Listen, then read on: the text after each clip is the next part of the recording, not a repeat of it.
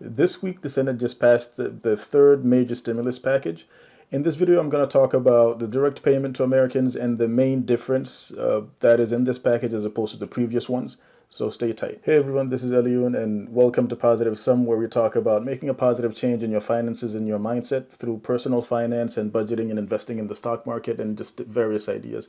If that's something you'd be interested in, please go ahead and subscribe. That way you can get any new videos. This is a brand new channel, so we're going to have lots of content coming.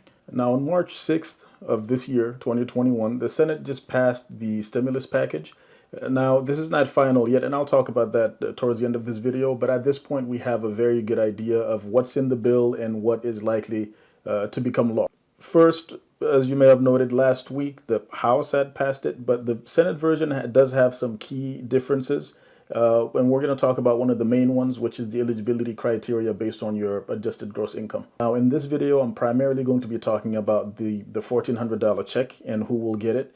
You should consider taking advantage of all of the different benefits, for example, any additions or extensions to food stamps, as well as the unemployment. So if you're currently unemployed, definitely look into that. Hopefully help is coming soon, right? So take all the measures you need to take and prepare your paperwork so you can apply as soon as that comes out. Two key differences between the House and the Senate bill in terms of the kind of help you can expect was, first, the Senate bill just dropped the provision to increase the minimum wage to $15.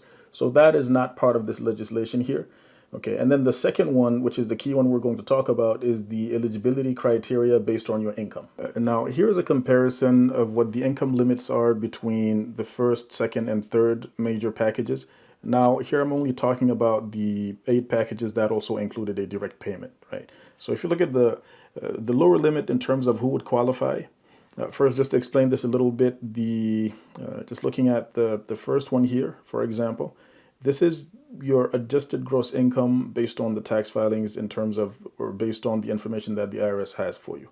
So the lower limit, where I have the AGI for full amount, that means that if you earn less than that amount or up to that amount, you would be qualifying for the full check. Okay, so I'll take the married filing jointly as an example. A married couple filing jointly earning up to $150,000. Again, this is not your gross income. This is the adjusted gross income, right? So if that amount is less than $150,000, you would be qualifying for the full amount.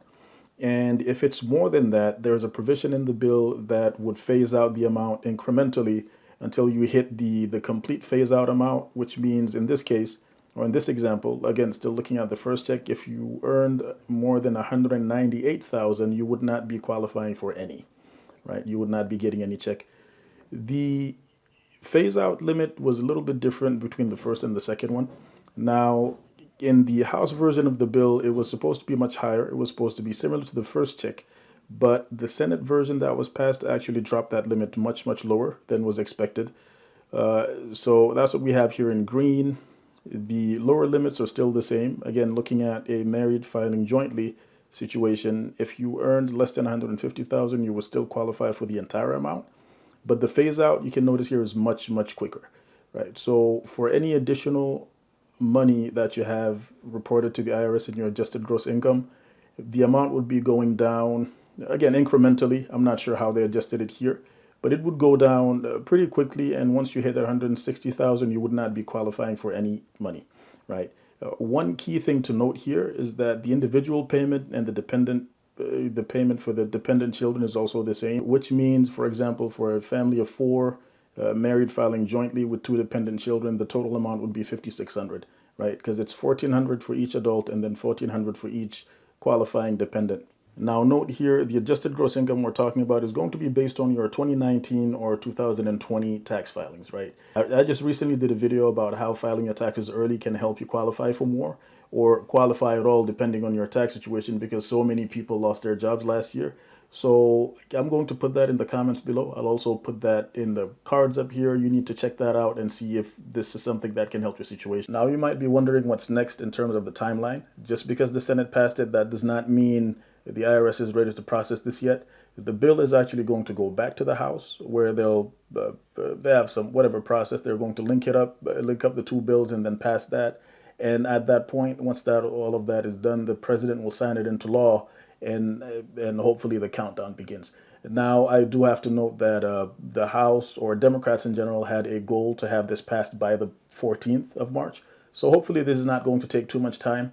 And I also believe that the IRS will probably have money hitting people's accounts before the end of the month. Again, this is my personal opinion. We don't know what the actual timeline is going to be.